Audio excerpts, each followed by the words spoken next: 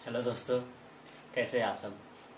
आज हम लोग पढ़ने वाले हैं दोस्तों त्रिभुज के क्षेत्रफल पर ही प्रश्न, जिसमें हम लोग प्रयोग करेंगे विभाजन सूत्र का भी और त्रिभुज के क्षेत्रफल का अनुपात भी हम लोग यहाँ पे ज्ञात करने वाले हैं।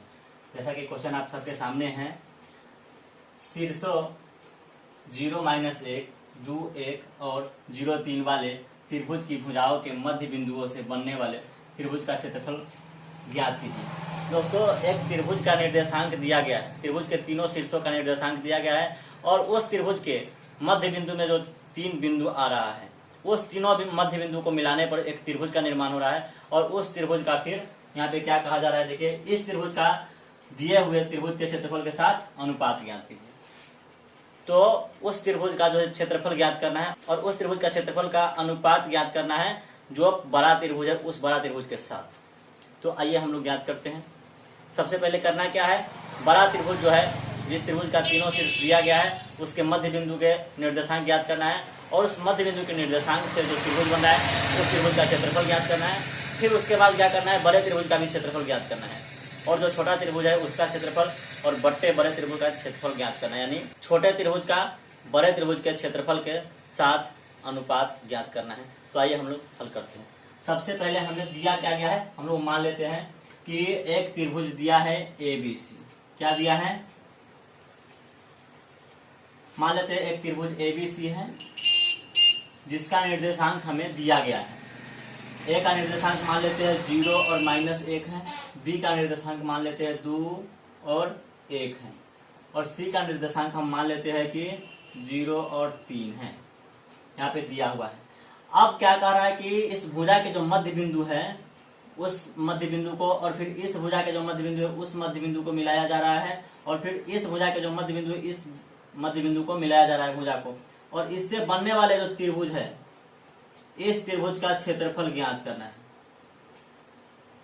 तो इस त्रिभुज का क्षेत्रफल हम कैसे ज्ञात करेंगे, तो सबसे पहले हम लोग यहाँ पे विभाजन सूत्र का इस्तेमाल करके यहाँ पे मध्य बिंदु मान लेते हैं D है तो D का निर्देशांक ज्ञात करना पड़ेगा और फिर हम मानते हैं कि यह E है तो E का निर्देशांक ज्ञात करना पड़ेगा और यह जो है F है तो F का निर्देशांक ज्ञात करेंगे और इस तीनों बिंदु का निर्देशांक हम ज्ञात कर लेंगे। उसके बाद हम फिर क्या करेंगे कि इस त्रिभुज का क्षेत्रफल ज्ञात कर पाएंगे।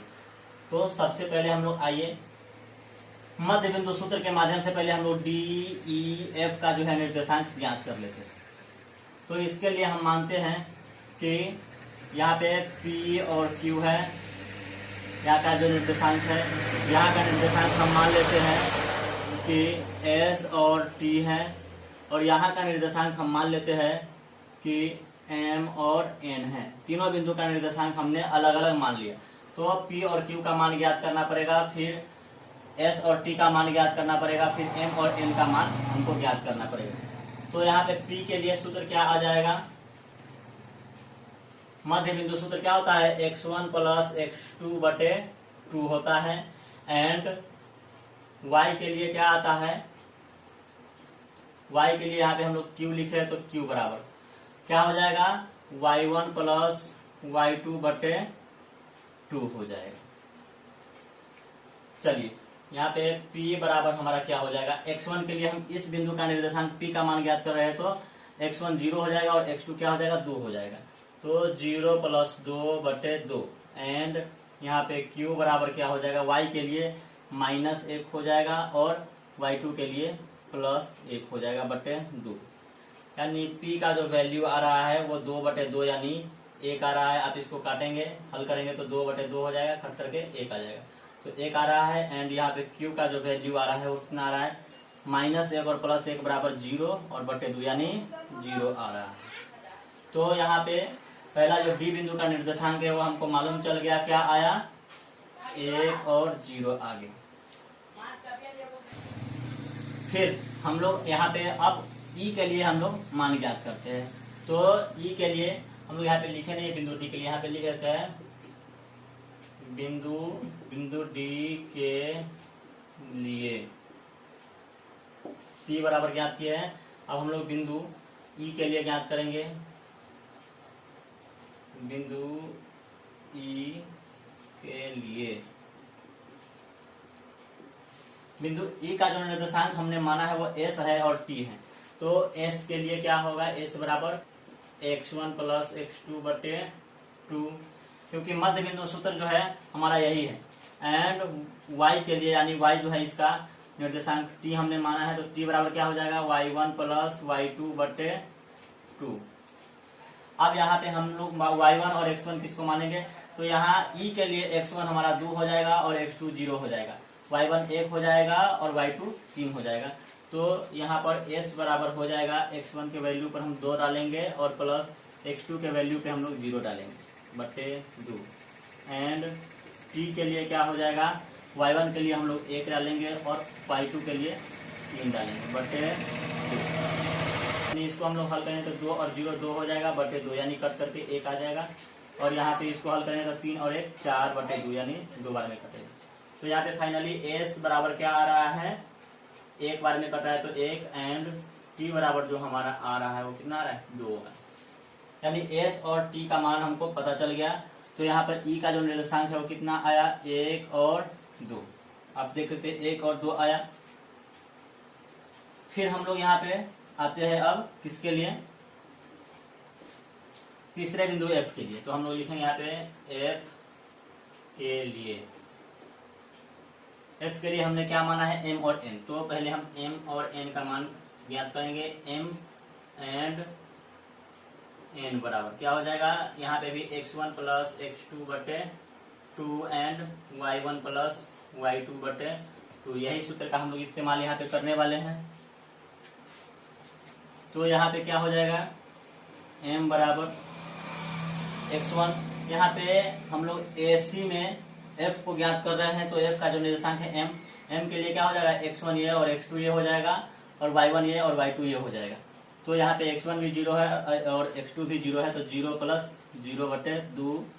एंड n के लिए क्या हो गया y1 3 प्लस y2 कितना हो गया -1 बटे 2।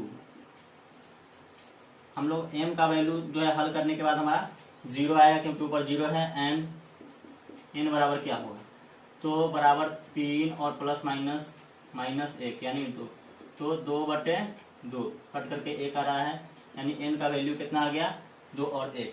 तो यहाँ पे हम लोग हल करेंगे, यहाँ पे जो है f का निर्देशांक लिखेंगे तो कितना लिखेंगे 0 और 1, हमारा f का निर्देशांक आ गया। फाइनली हमारा जो है इस छोटे त्रिभुज का जो निर्देशांक है वो हमें मालूम चल गया। अब हमें छोटे त्रिभुज का क्षेत्रफल ज्ञात करने में आसानी होगा। तो आइए ज्ञात करते हैं छोटे त्रिभुज का क्षेत्रफल। सबसे पहले हम लोग लिख लेते हैं त्रिभुज, छोटा त्रिभुज का नाम क्या है DEF।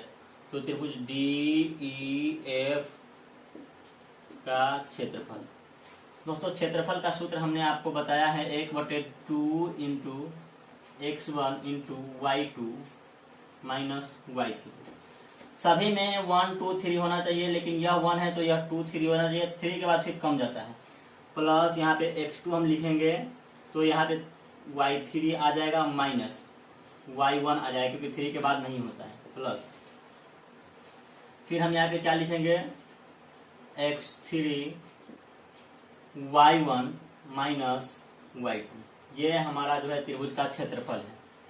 तो यहाँ पे 1/2 गुणे x1 का वैल्यू हम क्या डालेंगे, हम अगर DEF के लिए निकालते हैं तो x1 हम मान लेते हैं इस त्रिभुज का यह है x1 y1 और इस त्रिभुज का x2 y2 यह है और x3 y3 0 और 1 है। तो इसके हिसाब से हम लोग हल कर लेते हैं। x1 की जगह पर हम रखेंगे यहाँ पे 1 इंटू y2 के वैल्यू जो है हम लोग 2 रख लेंगे, माइनस y3 का वैल्यू जो है वह 1 रख लेंगे, प्लस x2 का वैल्यू फिर क्या रखेंगे 1।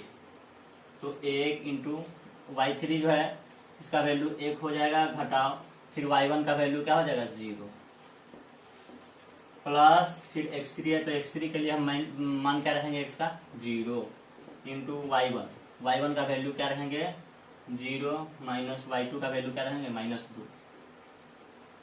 इस प्रकार से सभी मान हमने यहाँ पे लिख डाले।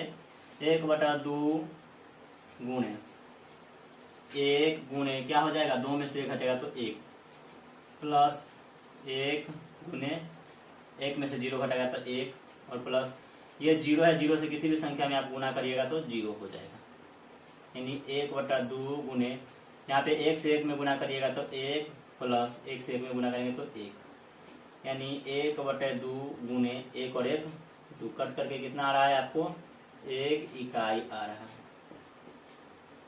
एक वर्ग इकाई हो जाएगा दोस्तों, सॉरी, एक वर्ग इकाई। यह आपको छोटे त्रिभुज का क्षेत्रफल ज्ञात हो चुका है। अब हम लोग बड़े त्रिभुज का क्षेत्रफल ज्ञात करेंगे। बड़ा त्रिभुज का नाम क्या है? त्रिभुज ए बी सी। तो आइए करते हैं त्रिभुज ए बी सी का क्षेत्रफल। सूत्र दोस्तों यही रहेगा, मान सिर्फ हम लोग रख लेते हैं 1/2 इंटू x1 का वैल्यू हम लोग क्या डालेंगे, मान लेते हैं यह पहला बिंदु है तो x1 y1 हो जाएगा, यह दूसरा बिंदु तो x2 y2 हो जाएगा, और यह तीसरा बिंदु तो x3 y3। तो x1 के वैल्यू हम लोग डालेंगे तो 0 आ जाएगा, इंटू y2 माइनस y3 है तो y2 के वैल्यू हम फिर क्या डालेंगे 1, माइनस y3 का वैल्यू क्या डालेंगे 3, प्लस x2 का जो यहाँ पे फिर मान है तो x2 के लिए मान हम क्या लेंगे 2, इंटू y3 का मान क्या लेंगे 3, माइनस y1 का मान फिर क्या लेंगे -1, प्लस x3 का मान हम फिर क्या लेंगे दोस्तों यहाँ पे 0, और इंटू फिर y1 माइनस y2 है तो y1 कितना है -1, और माइनस y2 का मान फिर हम 1 ले लेंगे। इतना हमारा आ गया।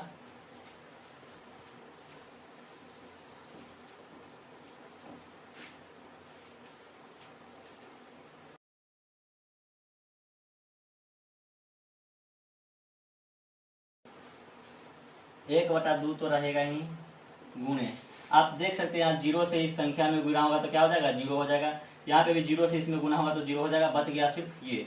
तो क्या लिखेंगे 2 और गुणे, यहाँ पे देखिए 3 और यहाँ पे -1 है और फिर यहाँ पे माइनस भी है, तो 3 और माइनस माइनस प्लस, यानी 3 और 1 4, तो 4 हो जाएगा, 2 गुणे 4। यहाँ पे 2 से 2 कट जाएगा, यहाँ पे लिख लेंगे वर्ग इकाई, क्योंकि क्षेत्रफल का मात्रक वर्ग इकाई होता है, यानी हमारा फाइनल आंसर आया 4 वर्ग इकाई।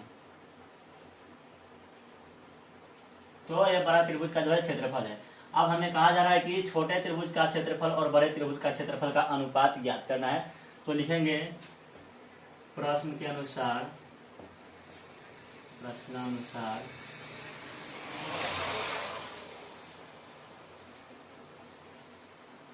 त्रिभुज DEF का क्षेत्रफल बटे त्रिभुज ABC का क्षेत्रफल बराबर। त्रिभुज DEF का क्षेत्रफल हमें आया है कितना 1 वर्ग इकाई, तो हम लोग लिख लेंगे 1 वर्ग इकाई बटे त्रिभुज ABC का क्षेत्रफल कितना आया है 4 वर्ग इकाई, तो हम लोग लिख लेंगे 4 वर्ग इकाई। वर्ग इकाई से वर्ग इकाई दोस्तों कट गया, यानी 1/4 आया। फाइनली अपना जो है अनुपात 1 लगाओ 4 के अनुपात में विभाजित करते हैं। यानी यहाँ पे कहा जा रहा था कि इस क्षेत्रफल का दिए हुए त्रिभुज के क्षेत्रफल के साथ अनुपात ज्ञात कीजिए। तो लिखेंगे छोटे त्रिभुज का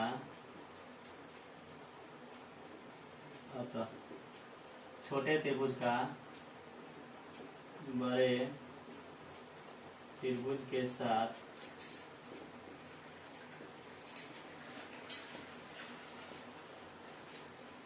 क्षेत्रफलों का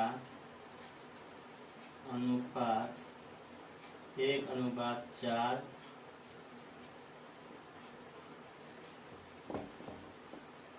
अनुपात है। इस प्रकार से आपका इस क्वेश्चन का सॉल्यूशन हो गया। तो दोस्तों उम्मीद करते हैं कि आपको यह समझ में आ गया होगा। तो वीडियो को लाइक कीजिए, शेयर कीजिए, चैनल को सब्सक्राइब कीजिए, क्योंकि एक वीडियो बनाने में दोस्तों बहुत ज़्यादा मेहनत लगता है। इसीलिए प्लीज़ चैनल को सब्सक्राइब कीजिए और लाइक कम से कम ज़रूर करें, और अपने दोस्तों तक शेयर करें, क्योंकि आपके दोस्त भी इसके बारे में जानते हैं। धन्यवाद दोस्तों।